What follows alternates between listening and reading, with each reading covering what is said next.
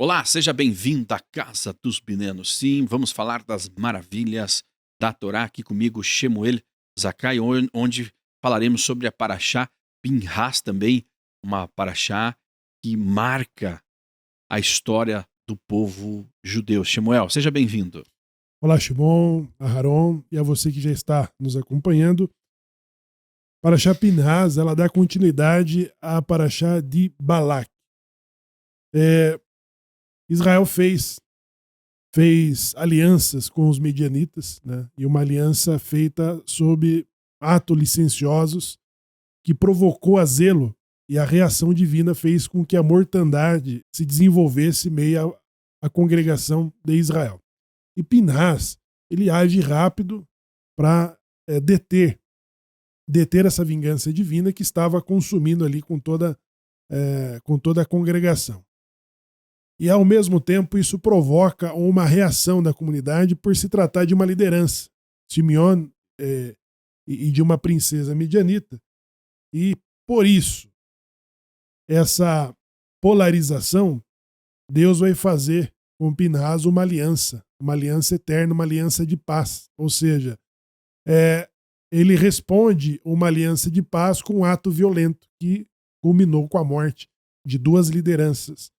E depois, essa porção ela vai tratar sobre as divisões das heranças. Nós já estamos aqui há 39 anos da saída do Egito.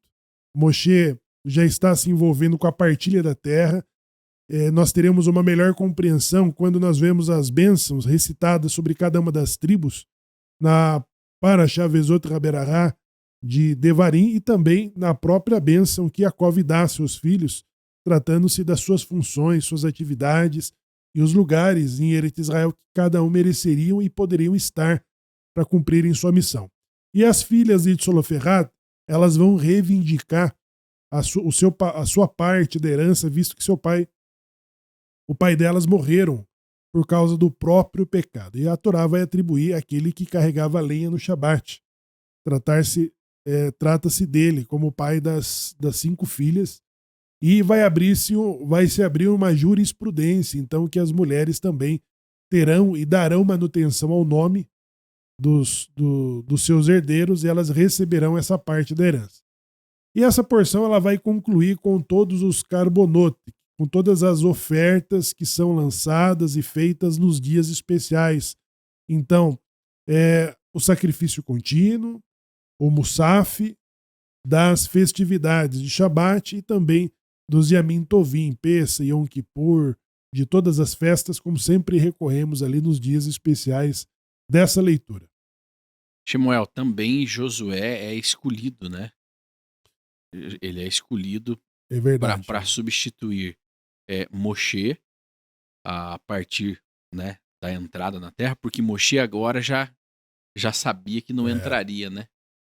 Moshe começa, né, uma transição, mas não tinha ainda uma certeza, né? Moshe, com toda a relação de proximidade que exercia nessa amizade com Deus, ele vai reivindicar, dizendo: Senhor dos Espíritos, né? O Senhor sabe aquele que há de entrar e sair diante do teu tão grande povo. O Shemuel, lógico. Não estava na cotação dele, né? Isso que eu ia falar, pulando um pouquinho cronologicamente aqui do tema, mas engraçado que Moshe não via Josué como seu natural sucessor, né? Não estava na lista, né? Não estava na lista dos maiores cotados. Eu acho que não tinha essa lista.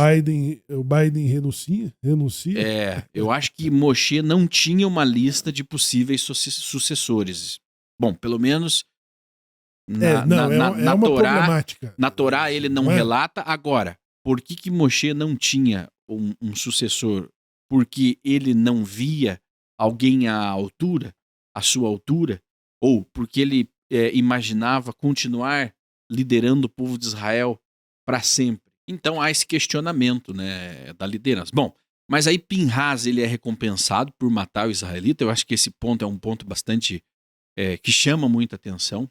Né? Ele faz a justiça, cessa a praga, mais de 100 mil, né? 100 mil israelitas morreram pela praga. O que eles não perderam na guerra com as duas nações, na paraxá anterior, eles perderam agora com a praga, né? Se envolvendo com outros deuses. Então ele cessa isso de uma forma bastante violenta. Isso mostra que a justiça, ela nem sempre vai ser. Ela vai ser justiça, mas ela não vai ser rosas, não vai ser flores, não vai ser doce. Foi uma justiça amarga. E a justiça, na realidade, ela não é para ser doce. Porque nem sempre um dos lados, né, aliás, um dos lados que espera a justiça vai acabar perdendo, Sim. né? Shabbat Shalom a todos, né? A própria Paraxá fala que Pinhas, por esse ato dele pegar a lança e fazer esse ato de matar o príncipe e a medianita, né? Uhum. Ele era uma das pessoas cotadas para substituir Moshe. Porém, por esse ato, ele acabou perdendo essa chance de ser o líder do povo ali naquele momento, devido ao fato desse fanatismo, né? De ele ter agido com violência, né? E automaticamente o povo ali, ou o líder, ele não pode agir dessa forma, né? Ele tinha que ter uma visão um pouquinho diferente, saber aceitar os dois lados ali, entender a visão de cada um. As lideranças, né, ela tem ali uma... Ele é exaltado, né? Sim. Ele é exaltado, ele tem as recompensas, mas também é punido.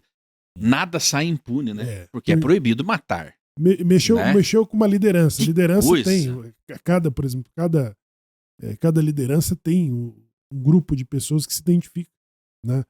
Então, as representações de que cada uma das 12 tribos tinha, né, foram os 12 espias, foram os cabeças, né? Os cabeças das tribos, das guarnições. Korah, houve uma reação quando Korah morreu. Mesmo houve sim, e depois morreram 16 mil, depois, né? Que reclamaram. Custaram ali mais milhares de pessoas que reclamaram. Vocês provocaram a morte dos santos, né? Então houve uma reação. 16 não, 14.300, 14.300, acho, se não me engano, né? E não foi diferente. Então, e por que não o Moshe? Porque, na verdade, a determinação já tinha saído de matar, né, de matar esse príncipe pelo ato que ele cometeu.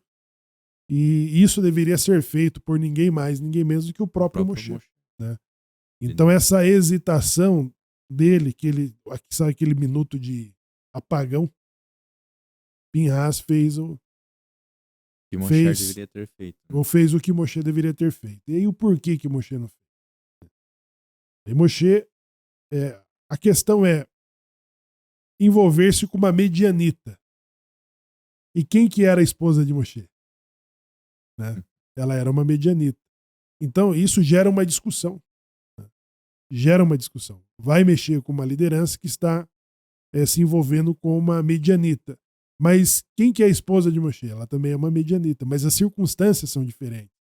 Eles fizeram uma aliança de idolatria, né, com ato licencioso. Né?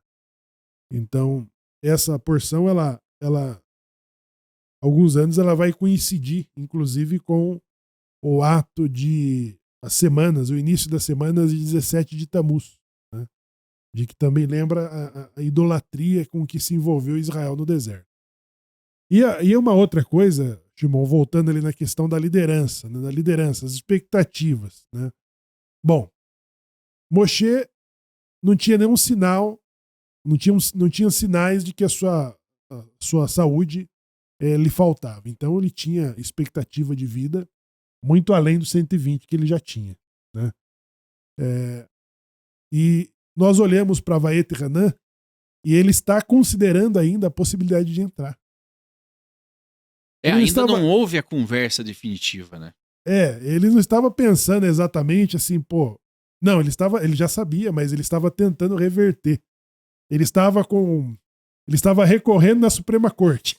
Porque ainda ele vai falar com o povo, na esperança de que o povo tome as suas dores, né? Aí peçam por mim. Ainda vai acontecer essa fala dele nas próximas conversas, nas próximas leituras da Paraxá, né? Do estudo da Torá, que é feito semanalmente, onde nós vemos ali todos os 40, aliás, Nós vemos toda a história do judaísmo, desde o Bereshit, né, até quando Israel passa a viver na terra e estabelecer as suas leis. Então agora, as próximas 15 leituras, elas serão ali na porta da terra, né? Nos portões da terra. Eles já conquistaram ali os três povos de Og, né? Inclusive agora eles venceram a batalha. Moshe conseguiu liderar. Venceu mais uma agora. Moshe conseguiu liderar a conquista de um território que só seria permitido para a era de Mashiach. Aqueles 3 territórios ali. Né? Então, os 10 povos conquistados do além do Jordão, só era contemplado os 7 povos que estavam. Eles teriam que atravessar. Né? Então, a geração do deserto ela vai conseguir conquistar exatamente os três povos sob a liderança de Moshe. Né? Sob a liderança de Moshe. Então, ele tem ainda uma amostra, né, do que ele estava negociando e recorrendo sobre um decreto que foi lançado. Você não vai entrar na terra. E na própria Parashá, no final dela, ainda fala, né, que o Eterno chama ele para se juntar a Haron e a Miriam. Né? Ele fala sobre isso, né, que eliminando qualquer chance de que ele poderia entrar na terra, né, já dando para ele esse parecer, né. Josué assumiria, né, no lugar dele e ele não teria essa oportunidade de entrar na terra que Deus havia prometido para o povo. Mas manteve ele na sua glória, ou seja, dando ele a oportunidade de fazer a divisão da terra para as tribos, né? Distribuindo de forma conforme o seu censo ali, que foi contado na própria Parashá, fala, né? Do censo novamente, fazendo um levantamento do povo posterior à mortandade que teve, né? E conforme o número de pessoas ali contadas, era distribuído a porção de terra para aquelas famílias, né? E por sorteio ainda, né? Então, para justamente não ter nenhuma desavença posterior, né? Porque talvez se o próprio Josué fosse fazer isso, ia ter reclamações. É como foi o próprio Moshe, né? Que fez essa divisão, então automaticamente todos aceitaram de bom grado, né? Foi tranquila a divisão da terra que ainda deveria ser conquistada, né? Agora, tem uma outra situação que está na discussão dos sábios, que Moshe, quando dá consideração da sua sucessão, ele também tinha em mente os seus filhos. Para toda forma, Yehoshua não estava, né? Não estava nos seus planos. Na realidade, assim, se for ver, basicamente todo o líder ou o rei, ele sempre tem essa expectativa, né, de passar se tornar filho, né, uma coisa hereditária, né? Mas há quem considere que Pinhas estava na programação dele. Os meus filhos ou Pinhas, tá em família, né? Essa liderança. Então Yehoshua não estava. Mas ao mesmo tempo ele vai usar de bom senso, ele não vai ter ousadia e falar, eu tenho uma indicação, eu tenho o meu candidato à sucessão. O senhor quer ouvir? Não. Ele vai falar, ao Senhor dos Espíritos, né? Há de saber aquele que vai ser escolhido, que vai entrar e sair diante desse teu tão grande povo. Ao mesmo tempo, ele sabia do peso da responsabilidade pela experiência dos 40 anos e tudo aquilo que ele viveu, né? E já entendeu e compreendeu que os seus atributos já haviam estagnado diante dos desafios de uma nova geração. Porque lá em Devarim, quando se trata de liderança, e até na perspectiva de Mashiach, de que foi Moshe, né, ele está entre os Mashiachim, que trouxe redenção e libertação ao povo. Então Devarim considera o seguinte: dentre vossos irmãos surgirá um como você. Né? A interpretação racídica, eles afirmam que em cada geração, ou seja, em cada geração nasce uma liderança que consegue se comunicar com aquela geração. Nós estamos ainda dentro de a geração é contada a cada 37 anos. A cada 37 anos você conta uma geração. Então, veja, para as pessoas que têm 37 anos, os últimos 37 anos, Veja a que velocidade o mundo está mudando. A tecnologia ela está avançando o conhecimento e o mundo de uma forma muito mais rápida. As mudanças estão acontecendo de forma muito mais rápida. A legislação de Torá, ela tem que acompanhar todas essas mudanças para conseguir manter a atualidade da Torá. Então, hoje, os desafios de uma nova liderança que está à frente de manter o legado dos nossos sábios e da Torá, sem se perder as tradições, sem a assimilação, torna-se um desafio muito grande em função da velocidade das mudanças, né? Então, a conexão com essa atualidade e com a tecnologia para poder se comunicar. Nós estamos falando no tempo da IA, da inteligência artificial, não é? Sim. Em que agora um atendimento ele vai se automatizando e ele vai se refazendo na medida em que ele vai recebendo ali uma demanda, ele vai se educando, né? se ajustando àquela demanda. E essas transformações ele está acontecendo nos últimos 25 anos. Dá para considerar que nós avançamos mais de 60 anos na tecnologia, né? Então, para cada geração, diz Devarim, outro dentre vossos irmãos surgirá como você, né? Então, o hassidismo ele vai considerar que em cada geração tem uma liderança. Então, Moshe ele foi o líder da geração que sai do Egito. Mas ele não pode mais ser a liderança, o líder da geração que nasce no deserto, né? E aí, Yehoshua, ele é exatamente a pessoa que reúne as condições de se comunicar. E aí, Moshe, ele vai deixar, né? Ele não vai exatamente indicar e falar, eu tenho aqui os meus filhos, ou tenho o meu sobrinho. Né? Ele falar, o Senhor que conhece, o Senhor dos Espíritos, que conhece, sabe aquele que vai entrar e sair diante do teu tão grande povo, né? E teve até uma cena lá que nós vimos na eleição dos 70 sábios, que seriam o auxiliar da corte, da Suprema Corte, ou do Sanhedrin, né? E 2 deles profetizaram da tenda, Eudade e Meldade, e foram denunciados por Yehoshua. Prenda-os, porque eles estão profetizando na sua tenda, né?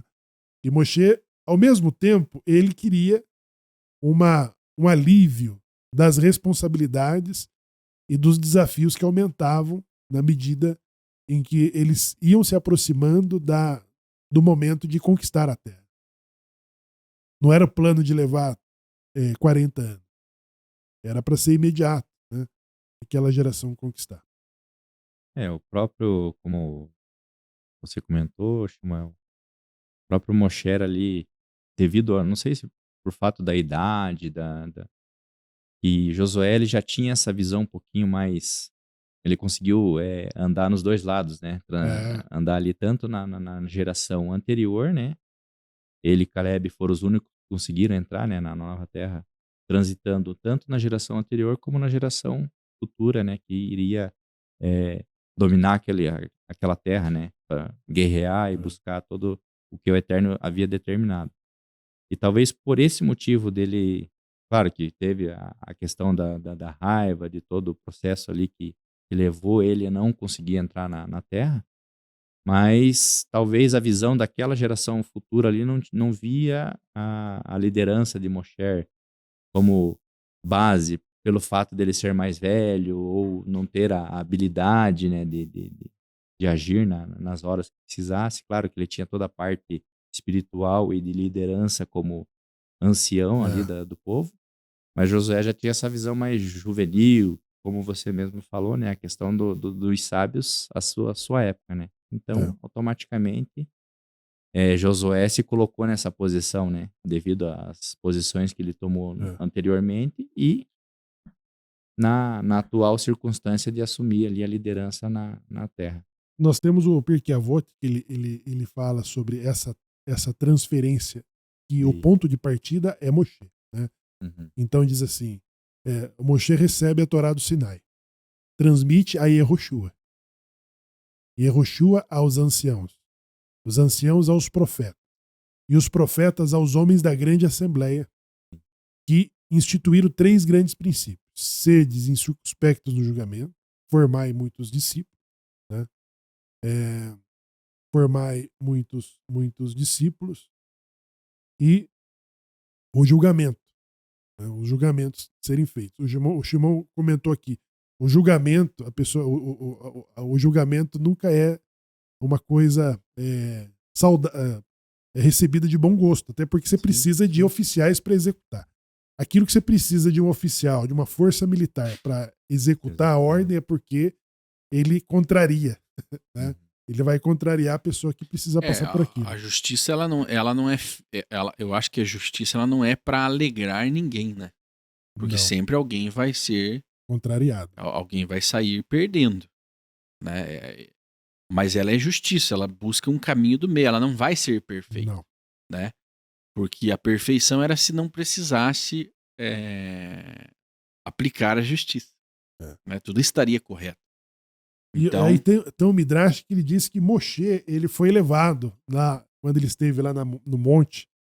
Ele esteve no monte, ele falou assim, ele pediu, e ele foi gerações à frente. Ele foi gerações à frente para ver, Hashem permitiu que ele fosse gerações à frente para ver como que a Torá estava sendo ensinada. Ele foi colocado entre os alunos de Rabi Akiva. E ficou lá no último assento da Yeshiva, ouvindo os ensinamentos de Torá de Akiva, um grande sábio. Então, quando ele volta pro monte, ele volta assim meio desenchavido. E aí, Moshe? Me pergunta. Falando, não entendi nada. Porque quais são as mudanças, né? A legislação de Torá, ela vai mudando exatamente quando você tem uma jurisprudência. E isso está acontecendo aqui na porção. Não estava previsto de que as mulheres pudessem receber herança. Tinha que ter um homem na família. Isso não existia na lei, né? Então, e aí Moshe, ele já é confrontado porque elas vão passando de todas as instâncias, né? Até que chegue em Moshe essa demanda. E aí, o que Moshe faz? E era algo inédito, porque a lei da terra ainda não estava em vigor, porque só poderia estar em vigor na terra. Na terra. Né? E Moshe não estaria lá. Então, a Torá também ela também é adaptativa à realidade ali do momento. Dos tempos, né? A lei é a mesma, mas ela precisa justamente de jurisprudência que os seus fundadores não estavam, igual os fundadores da Constituição Americana. Eles não, se eles estivessem vivos hoje, talvez eles não entenderiam nada mais de como a sociedade está funcionando, né? São as provocações. Quem diria que hoje nós estaremos discutindo sobre fake news, crimes digitais? Há 15 anos atrás, esse problema não existia. Imaginaria uma situação dessa. E não perturbava a cabeça do magistrado. Agora não, agora é uma coisa que existe. Né? Então, tudo que é tecnologia, tudo que vai surgir de novidade, a inteligência artificial, as regras como as universidades vão lidar com isso, são mudanças em que a Torá ela vai acompanhando essas atualizações. E por isso que Moshe não podia compreender gerações à sua frente. O que Akiva estava ensinando, ele já estava falando com muitas gerações à frente do próprio tempo de Moshe. Né? Então, isso que é o efeito da Torá e mostra essa transição de Moshe recebendo do Sinai, dando a Yehoshua, e Josué aos anciãos, os anciãos aos profetas e aos homens da grande assembleia. Então, a grande assembleia é o judaísmo rabínico que ele tem que legislar mediante a essa mudança de que a Torá ela continue atualícia, ela está atualizada, né? Ela está atualizada acompanhando e regendo a sociedade judaica, não só em tempos diferentes, mas em circunstâncias e situações e regiões diferentes. Né? Então, como que vai legislar os judeus Mizrahi, Sefaradi, Askenazi, que vivem em diferentes regiões, enfrentam diferentes desafios para cumprirem Torá? Né? Mas se a gente vê também na própria Torá, nessa oportunidade em que a primeira vez está sendo cogitar da questão da herança, né? Tanto para as mulheres como para os parentescos, se não houvesse filhos, mulheres, ou ia para o irmão e posteriormente para um parente mais próximo, né? Sim. Então ela, até hoje isso existe, né, na situação atual. Porém, claro que tem situações em que estão querendo acabar com isso hoje, né? Mas a base da Vamos Torá taxar a ali, herança. pelo fato de que a base da Torá, ela sempre foi atualizada e é onde se constrói a sociedade, né? Isso Lá- pode virar mais um meme, né, Sim. Chimão? A Exato. taxação. É a Taxar a herança. A Taxar, taxed. a taxed, né? Vamos taxar a herança. E já é uma. Mas vejam só. O Silvio Santos, o apresentador, né? Ele já previa essa situação, tanto que a forma como ele transforma os seus bens, né, numa hold. Para blindar essa situação de... Exatamente. Então, a sua contribuição de imposto ela é compatível a uma hold, não como de uma propriedade, né? Então, se olhar quais são o que tem de herança as herdeiras, né? Que são filhas também, né? São quantas? São 5 ou 4 filhas? Eu acho que é 5, né? 5, né? 5. As 5 filhas do apresentador. Então, ali, a taxação da herança não vai pôr a mão. E é uma situação que nem todos nós temos uma propriedade. Quem não tem uma casa, 2, 3 casas, que na soma dão 1 milhão, 2 milhões, 3 milhões, tem um sítio, tem uma chácara, tem uma terra. Isso são herança, é uma coisa que tem que ser transmitida para os filhos, né? E aí, vamos permitir uma taxação que coloque a mão em 60% da herança do que você produziu? Muitas das Né? vezes nós como pais aí fazemos de tudo para os nossos filhos e construímos aqui a construção disso para uma geração futura e saber que a gente vai perder isso, né? Exatamente. Por isso que é importante nós, assim como havia preocupação de Moshe, aí Moshe diz, né, vamos escolher um homem justo, né, e fiel, justamente pensando nesse futuro de que como essa nova liderança vai interpretar a lei, né? Como ele vai regulamentar, Exatamente. né, a lei, porque a lei está lá, mas ela Cai na sorte de um cura. a sua interpretação está de acordo com a cabeça dos intérpretes. É muito bom. Então, se forem pessoas perversas, a mesma lei que fazia o bem, ela pode passar a fazer o mal, né? A mesma lei que era boa, que era justa, ela pode escravizar novamente o povo. A mesma lei. Você, com a lei, você pode perseguir os seus desafetos, usando a lei. Você pode calar os seus opositores, usando a lei. Você pode taxar os impostos. Você pode, né, sem precisar abolir a lei. Apenas torcendo e distorcendo os seus artigos. Mas isso não seria uma consequência das nossas próprias decisões? Das nossas próprias decisões. Porque a gente colocou essa liderança Porque lá quanto e mais corrupto é o povo, mais o povo sofre com a própria lei. A perspectiva é de que essas lideranças elas surjam em cada geração. Então ela vem de acordo com a encomenda. Qual que é o perfil da geração? Aí ele vai receber uma liderança. Porque veja, hoje nós temos essa... É uma novidade no Brasil, essa taxação, por exemplo, de herança, né? A lei era um pouco mais branda.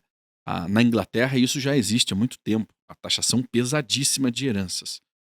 Mas é lá, né? Agora isso veio para cá. Bom, foram escolhas que nós fizemos. Você pode aí falar agora, eu não votei, mas nós somos a sociedade. Se o Brasil entra em guerra e é invadido aí por inimigos, não tem como a gente falar, não, eu não sou a favor, eu tô do seu lado, vai morrer, vai preso, vai ser levado cativo de guerra, vai ter que lutar. Né? Não tinha até os judeus que já nem eram mais judeus, que não praticavam mais, Hitler levou para o campo de concentração. Não, eu nem sou judeu mais, não pratico, não quero saber do meu povo. Foi para os campos de concentração. Então, quando se trata de sociedade, né, todos nós pagamos o preço, infelizmente, por isso da conscientização. Por isso que nós temos que, enquanto nós ainda podemos, ter o debate saudável sobre o mundo, sobre como nós vemos o mundo. Você tem que conversar com o seu amigo, com o seu vizinho, com o seu colega de trabalho sobre política, sobre religião. O debate ele tem que estar aquecido na sociedade. Por quê? Uma sociedade que não debate, ela é levada conforme o vento sopra. Então o povo de Israel aqui ainda tinha um líder justo, que era Moshe, que se preocupava, né, na duração, né, desse povo sagrado. Mas outros líderes que vieram muito tempo depois de Moshe já não. Reis. Aí o povo queria reis e depois de algum tempo esses reis quebraram o reino ao meio. Né? O norte se perdeu, as 12 tribos, apenas 2,5 ficaram, outras se perderam e Israel ficou capenga, sendo invadido por outras nações. Ficando vulnerável. Mas a Torá era a mesma, a lei era a mesma, mas os líderes mudaram, as gerações modificaram e as coisas foram decaindo. Né? A decadência moral, a decadência de valores, ela leva justamente ao enfraquecimento de uma sociedade. A sociedade ela é organizada e ela está em pé porque ela tem essa organização, ela tem a lei, né, para mantê-la em pé e funcionando. E uma coisa que eu também digo nós temos que confiar que o sistema funciona. Porque se nós não confiarmos que o sistema funciona, nós vamos fazer o que nos dá na telha. Vai colapsar. Agora, se cada um fizer o que dá na telha, nós entramos em colapso. Anarquia. Né? Anarquia total. Então, o que mais importa não é a lei ela já está escrita, ela é eterna, mas as pessoas que vão trabalhar com ela para manter a sociedade em funcionamento. No direito, né? No direito eles sempre acham os furos da lei justamente para burlar essa lei que foi colocada. Exatamente. Né? Muitas das vezes, se colocar a Torá hoje em dia, né? As pessoas tentam achar ali as brechas para tentar burlar. As pessoas conseguem porque, né, tem isso aqui. Então, conseguem distorcer, né? Porque, veja, as situações mudam. Hoje já não existe mais o templo. Então, com isso, assim, todo um compêndio da lei, ela acaba por estar nula. Não tem o templo. Então, toda a lei sacrificial, ela não pode ser seguida. Porque não existe o templo. Ela está suspensa. Ela está suspensa. E aí você começa a emendar tudo. Até que você chega, por exemplo, numa mudança da era messiânica. A partir dali, então, as nações agora usam essa mudança na lei que houve, né? Olha, a lei foi abolida. A lei foi abolida, ela não existe mais. Agora nós vivemos no tempo da graça, no tempo onde não há mais lei. Por quê? Passou-se a interpretar essa lei como um jugo nas costas do povo. Então ela vai se distorcendo e significando outras coisas totalmente diferentes. E automaticamente colocam coisas em cima. Como o Novo Testamento, né, que tenta distorcer muitas coisas da Torá, em que ali existia uma lei para aquilo, né, e automaticamente eles começam a desvirtuar, né. Aí criaram como que chama? As emendas, né? São as novas ordens, sabe? As emendas constitucionais, né? O Novo Testamento é uma tentativa de ser uma emenda constitucional à lei judaica. Mas agora, uma outra nação resolveu pegar a lei judaica, dar uma repaginada nela, colocou algumas emendas e tentam dizer, não, essa é a nova lei, a outra lei não vale mais, aquele povo já nem existe mais. Né? Existem sim manifestações, você que está aqui muitas vezes ama Israel, mas existem manifestações que negam a existência de Israel, daquela civilização. Mas o que muda? Veja, mudou-se todo um sistema. Né? Exatamente. O judaísmo rabínico ele só é possível quando ele precisa exatamente atuar com a inexistência do templo e dos levitas. Os levitas, cadê? Aonde estão os levitas? Os levitas estão fora de atividade. Estão eles desempossados, né? Cadê os Koanim? Também. Eles estão inativos. Então, aí entra no lugar um outro sistema que é o judaísmo rabínico. Então, o judaísmo rabínico é a forma de se readaptar em Aos cumprir tempos. judaísmo aos tempos e fora da terra, fora do local. Do local. É. Não tem templo, não tem levita, não tem Koanim. Toda a hierarquia que comandava o judaísmo, ela foi substituída. Então como que eu faço sacrifício? Agora você faz uma reza. Mas não pode negar. O fato Exato. você não pode negar que a direção do judaísmo ela continua existindo. Ela é de uma outra forma, mas não acabou. Israel não deixou de existir. Não deixou de existir. Né? Então, com a destruição do templo, Israel passou a se adaptar aos novos tempos. Afinal de contas, o templo está destruído, as hierarquias que comandavam foram destituídas. Por quê? Porque elas estão muito, muito ligadas à função do templo. Então, quando perde o templo, determinadas leis perdem um objeto. Sendo assim, os cumpridores daquelas leis também perdem o seu objeto. Agora, o Novo Testamento não é difícil compreender. O Novo Testamento também é uma circunstância. Veja, não tem hoje rabinos ensinando os povos das nações a ser filhos de Noa? Não tinha? Não tem? Sim, tem. Você mantém essas pessoas fora do judaísmo, pro lado de fora, mas você está ensinando elas. Mas com justiça você ali, está ensinando o judaísmo para um público que não está dentro da comunidade judaica, está pro lado de fora. Então, antes da destruição do segundo templo, a população que admirava o judaísmo, no período que o judaísmo era proselitista. O judaísmo promovia conversões. Mas essas mesmas pessoas tinham dificuldades exatamente pelos dias sagrados, o fato da mutilação, que eles consideravam a circuncisão, eram impasses que eles não assumiam, mas não porque havia um bloqueio rabínico que eles não pudessem assumir o judaísmo. Eles podiam se tornar judeus pela conversão. Agora, aí aparece exatamente os seguidores lá os alunos lá de Jesus, e eles vão fazer um trabalho exatamente para esse público que já existia, mas tinha essas limitações. Eram simpáticos ao judaísmo, é como se fosse um grupo de Bnei Noah. Foi criado para mantê-los fora, né? Não tem o Sidur do Bnei Noah, não tem? Pensa no tempo, é um retrato. O Novo Testamento é um retrato do momento. Então existia todo esse público pro lado de fora do judaísmo, que admirava o judaísmo, que rezava, né? Eles admiravam tudo do judaísmo, mas tinham suas limitações de se tornar um judeu.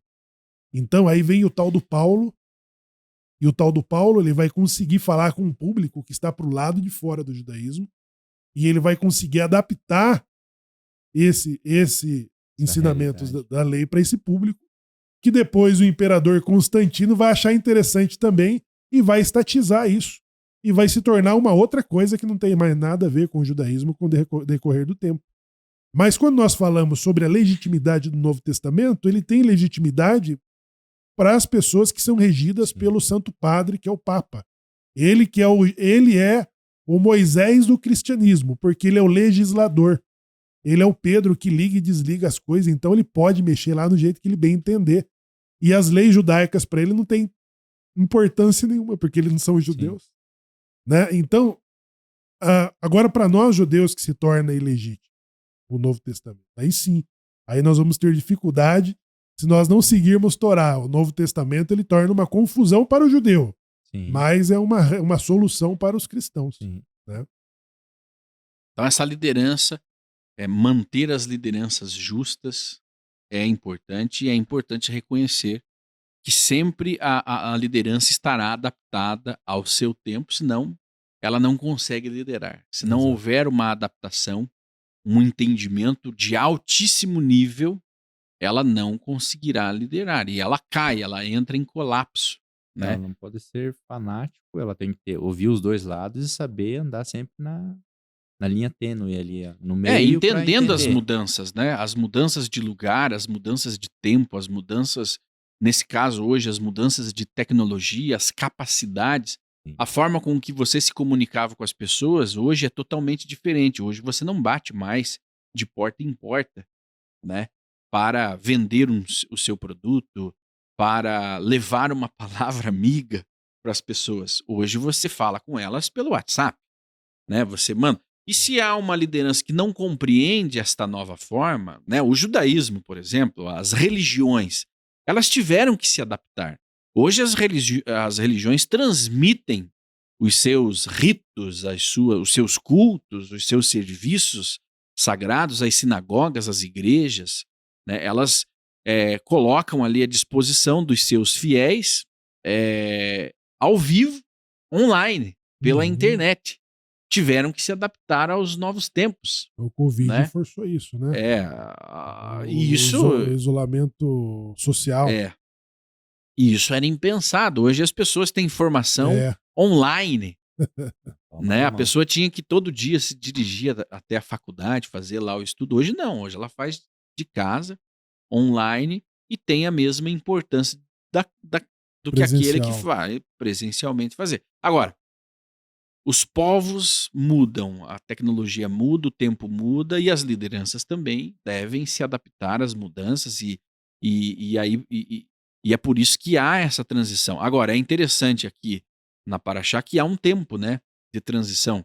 Moshe Moshe passa da sua espiritualidade, da sua autoridade para Josué. Ele faz isso de forma literal e física, né? Ele impõe as suas mãos sobre Josué, e isso é muito importante.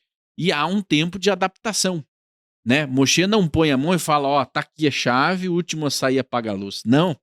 Moshe segue com ele, instruindo e passando a liderança para ele, até que Moshe é retirado de cena, né? Para que Josué toque sozinho. Mas até que isso acontecesse, isso ainda vai demorar um tempo, eles estão agora, como diz, né?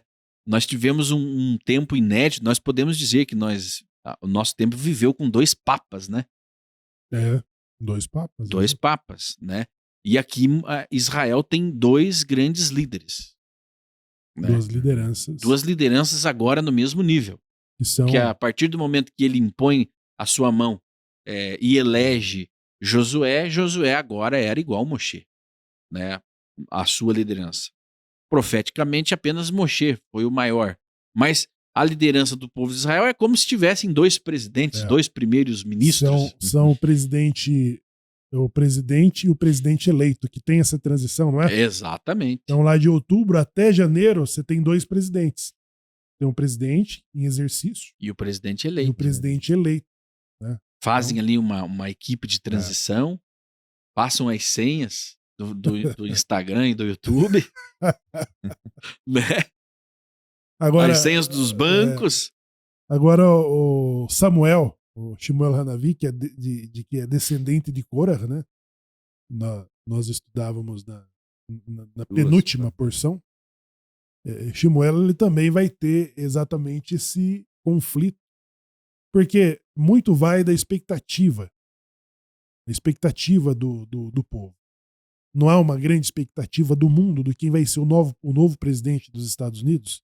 O que parece que isso vai mexer com a nossa vida aqui do Brasil? Por que países de fora estão ali preocupados? Porque tudo muda dependendo de quem vai assumir. Né?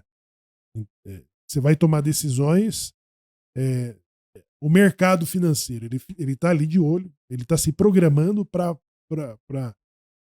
um cenário com um candidato e um cenário para outro candidato. Para Israel muda. Veja, para Israel a situação agora pode ficar pior do que já estava se entrar essa nova candidata aí, que a princípio estão ventilando o nome dela, mas ainda não foi confirmada, a vice de Biden, né? Para Israel fica pior, consegue piorar a situação, caso o Trump não se eleja, né? Porque ela é uma radical, ela detesta Israel, né? Então, é importante. E isso nos afeta diretamente. Eu vi um crítico, né, ele falando assim que eu vi um crítico que ele falando que a Câmara vai levar os votos para o Trump, lá no Jerusalém Post. Ela vai forçar, né? Ela vai forçar aquele que estava em cima do muro a votar no Trump de desespero. Exato. Se ela entrar, principalmente a comunidade judaica americana. A comunidade judaica americana elegeu Biden. A maioria da comunidade se arrependeu, né? Mas essa mesma esses mesmos eleitores não têm a mesma visão sobre a vice dele. Então, esses votos vão pro... E uma coisa também é o líder principal e o seu vice. A face de uma liderança muda completamente quando há uma troca, né, de pessoas independentes. Se eles eram da mesma equipe, do mesmo grupo político, uma coisa é um governar, outra é outro. As faces são... Porque o Biden era vice de Barack Obama, né?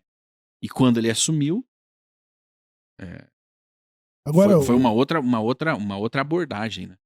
Yehoshua, ele vai se revelar, né, alguém que entendeu a relação, mesmo ele não tendo a mesma intimidade com Deus, ele vai receber lá da porção, lá do conhecimento, mas ele vai fazer o uso da fala. Ele vai fazer o uso da fala como Moshe não fazia. Moshe, ele, nos momentos difíceis, ele hesitava. E, tipo, sabe aquele... E agora?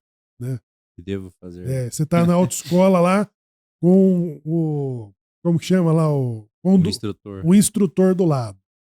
Né? Chegou num cruzamento de uma via expressa, né? Aí você... E agora? Você tá ali esperando um comando do instrutor para seguir. Então, Moshe, ele tinha essa insegurança e ele levou essa insegurança até os últimos momentos, assim. Né? Ele sempre estava consultando do que fazer. E Yehoshua não. Yehoshua, ele vai saber fazer o uso da fala. Ele vai fazer o uso da fala da forma como Moisés nunca usou, por iniciativa própria.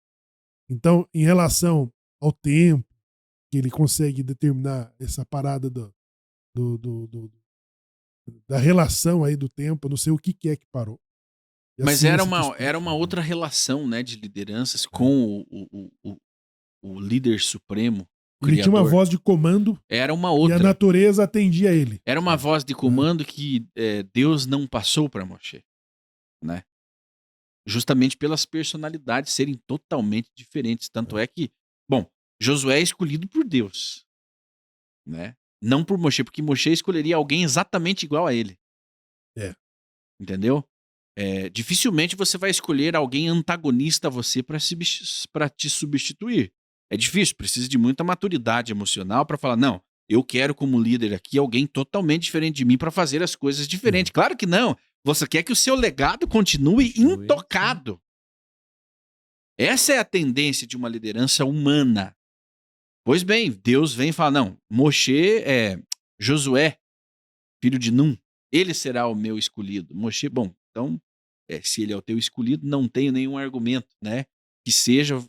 E Deus fala, Deus ainda diz a ele como ele deveria passar essa liderança, que era de uma forma pública, de uma forma mística, de uma forma poderosa e grandiosa.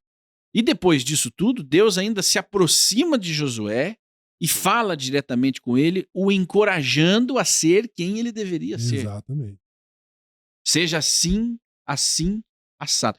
É óbvio que Josué só conseguiu ser como Deus desejava porque ele já tinha essa personalidade de seja forte, corajoso, né?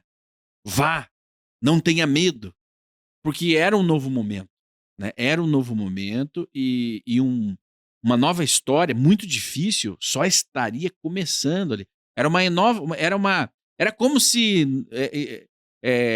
lógico, dentro das devidas proporções, mas de acontecimento, era uma nova saída do Egito, em termos assim de movimentações, né, energéticas que precisariam ser feitas a partir dali, né?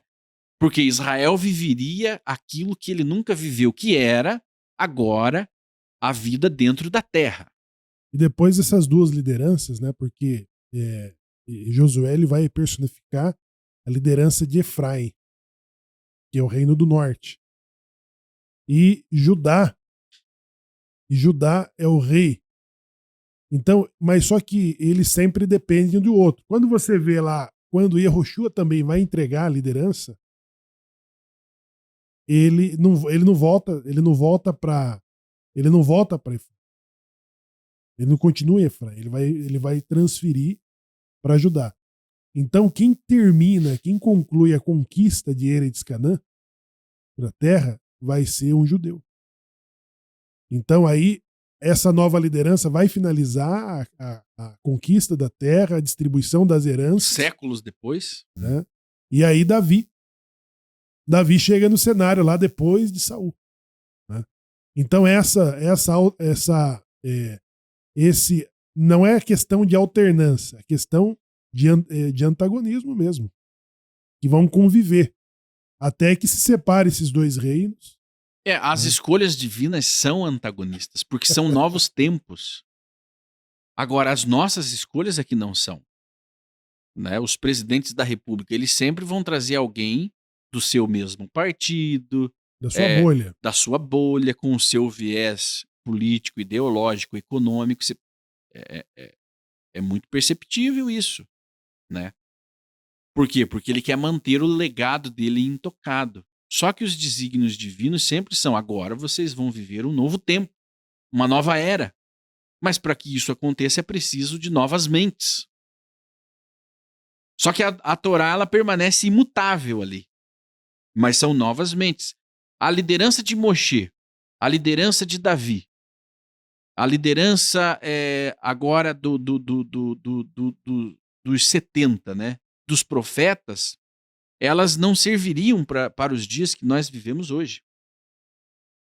Porque Moshe teve uma liderança de purificação do povo, de readaptação à sua cultura, à sua religiosidade. Né? A liderança de Josué era uma liderança de construção da terra, onde agora os hebreus, os israelitas, construiriam o seu legado ali na terra, porque por enquanto não havia legado. Né? Havia um povo que andava no deserto. Era o heroísmo, né? Era um heroísmo. O heroísmo de conquista, de herói, de vencer. Então parou-se as conquistas. De justiça, conquistou a terra. O tempo da expedição é um. O tempo agora de trabalhar com aquilo que foi conquistado é outro. Então, os três princípios estabelecidos para o judaísmo rabínico, são três princípios. Né? Então, essa transição foi Moshe, Yehoshua, os anciãos, os profetas e a grande assembleia. A grande assembleia é o judaísmo rabínico. Então, o judaísmo rabínico, aí diz assim, instituíram três princípios. Quais são? Formar muitos discípulos, você tem que reproduzir liderança. Essa é a questão.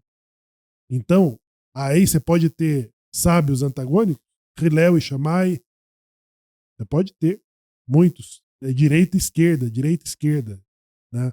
Elas sempre vão fazer contraponto, mas todas essas lideranças, elas precisam fazer discípulos. E o fazer discípulo é fazer novas lideranças. Então, essas lideranças, ela não está muito vinculada mais ao heroísmo. Ela está ligada a decisões, né, e conhecimento. Então, por exemplo, um cristão que vai inclinar o olhar para dentro da comunidade judaica organizada, ele pensa que é o rabino que manda nas coisas. O rabino só é o professor. Dentro do judaísmo tem uma liderança que nem é conhecida, mas é conhecida só ali pelos seus. E as pessoas falam assim, o rabino não me atende. Mas o rabino só é um sábio, ele só é um professor. Ele não é o líder. É diferente do cristianismo, que normalmente o padre que manda. Tem lugar que o padre é o delegado, ele tem poder de delegado e tem poder de juiz. Não tem cidadezinhas aí? No México e algumas regiões do Brasil, o padre é uma autoridade política. Né? Então, se ele é uma autoridade política lá para o reduto social da comunidade e lá para dentro da igreja, as decisões são deles. Né?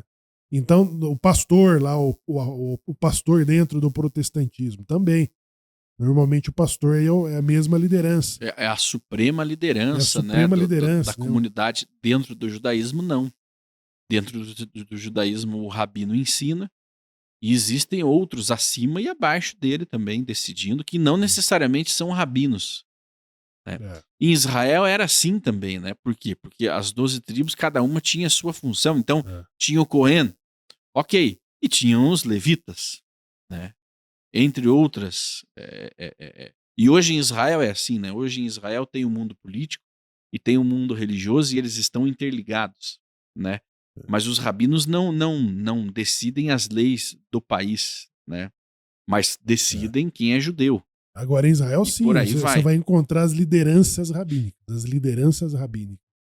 que formam ali o seu E que perfil. são antagonistas umas às outras, né? Em Israel tem lá a Rabanut, que é comandada por 2 antagonistas, um sefaradi e um ashkenazi, Que são os que pares, são né? visões culturais e de interpretação de Torá antagônicas, diferentes. Ou seja, possuindo as suas diferenças. Com o mesmo princípio, mas com as suas diferenças culturais, religiosas e assim por diante. E eles estão lá compondo, representando um órgão só que é o judaísmo rabínico, mediante as autoridades civis do país. E na época do templo tinha lá a grande assembleia. Então você tinha os saduceus e os perushim. Então era um parlamento, uma assembleia de grupos antagônicos, de direita e esquerda. Né? Eram sábios, eram justos, né? Mas tinham lá suas posições. Né? E que na hora de fechar as decisões tinha que ter as suas maiorias. E nos eventuais empates, o Cohen Gadol tinha equipe. O pai do tribunal, ele decidia. Ele dava o voto Minerva. Então todos nós temos o nosso tempo, né, de passagem, de contribuição, e chega o momento que você passa ali o bastão para que alguém, não necessariamente que pense exatamente igual a você, mas de repente os tempos exijam alguém que pense totalmente diferente. Bom, o mundo está vivendo isso hoje. O mundo vive isso hoje. E são necessárias novas lideranças, né? Para os países, para as nações. Por quê? Porque do jeito que está, né, não se chega mais a um acordo, não se chega mais a um entendimento. Então, há uma troca de poderes, né, no mundo. Houve uma troca. Nós tivemos uma troca aqui na América Latina, nós tivemos agora uma troca na Europa, na Inglaterra, vamos ter uma troca nos Estados Unidos. Em Israel, possivelmente depois da guerra, haverá uma troca de lideranças e o mundo continua sendo mundo. O mundo continua existindo. Agora, quem não se adapta tem que pedir para sair, né? Para o mundo que eu quero descer. Tem gente que não consegue compreender essas mudanças. Como aqui no Brasil. Hoje é sabido que de 70 a 100 milhões de brasileiros possuem uma ascendência judaica, uma história. Há 20 anos atrás, ninguém fazia ideia disso. Né? Estavam começando aí as primeiras pesquisas mais aprofundadas do tema e agora esse tema se popularizou. Milhares de brasileiros estão retornando ao judaísmo. Ora, mas que fenômeno que está acontecendo são os novos tempos. Algo que estava adormecido despertou e agora começou um movimento gigantesco de retorno. Você nunca viu tantos movimentos pró-Israel no Brasil, tantos movimentos messiânicos, né, que são ali uma transição entre um mundo e outro de alguma forma, né? Nunca existiu tanto, justamente porque estamos vivendo um tempo de transição, um tempo de despertar. E o despertar começa num tempo e termina no outro. Bom, um abraço a você, continue aí conosco. Vai começar agora o Kabbalat Shabbat, a reza diretamente transmitida da sinagoga, e você tem a oportunidade de ficar conosco e aprender ainda mais, se conectar ainda mais com o sagrado através dos serviços sinagogais da Sinagoga Anusim Brasil, a grande promotora deste podcast falando de Torá. Até já, continue aí, não saia daí.